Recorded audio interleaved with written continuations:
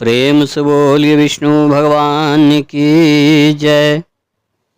आइए कामदा एकादशी व्रत कथा सुनते हैं।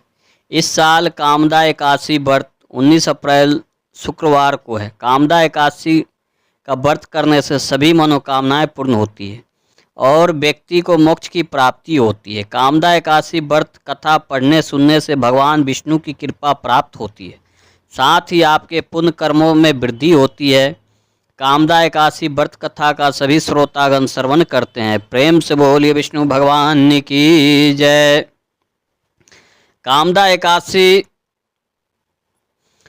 भगवान श्री कृष्ण ने धर्मराज युधिष्ठिर को चैत्र शुक्ल एकादशी व्रत यानी कामदा एकादशी व्रत की कथा सुनाई। रघुकुल के राजा दिलीप ने भी कामदा एकादशी की इस कथा को अपने गुरु वशिष्ठ जी से सुना था। प्राचीन काल में पुंडरीक नामक का राजा था जो भोग विलास में डूबा रहता था। उसके राज्य में ललित और ललिता नाम के स्त्री और पुरुष रहा करते थे। दोनों में अथाह प्रेम था। एक दिन राजा की सभा में ललित गीत गा रहा था, लेकिन तभी उसका ध्यान अपनी पत्नी पर चला गया और उसका स्वर बिगड़ गया। यह देखकर राजा पुंडरीक बहुत क्रोधित हुआ और उसके क्रोध में आकर ललित को राक्षस बनने का श्राप दे दिया। ललित मांस का भक्षण करने वाला राक्षस बन गया।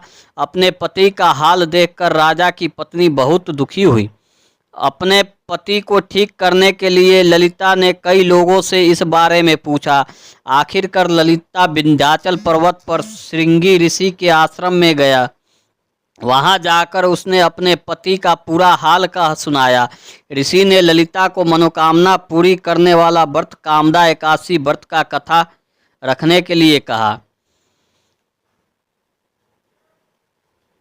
तो उसके पुण्य से उसका पति ललित फिर से मनुष्य योनि में आ जाएगा। ललिता ने भगवान विष्णु का ध्यान करते हुए विधि विधान के साथ कामदा एकादशी का व्रत किया। ऋषि ने के बताए अनुसार उसने चैत्र शुक्ल एकादशी का व्रत किया और अगले दिन द्वादशी को पारण करके व्रत को पूर्ण किया। इस तरह व्रत पूरा होने पर भगवान विष्णु ने ललिता के पति को फिर से मनुष्य योनि में भेजकर राक्षस योनि से मुक्त कर दिया। इस प्रकार दोनों का जीवन कष्टों से मुक्त हो गया और श्री हरि भक्ति का भजन कीर्तन करते हुए अंत में दोनों की मोक्ष की प्राप्ति हुई।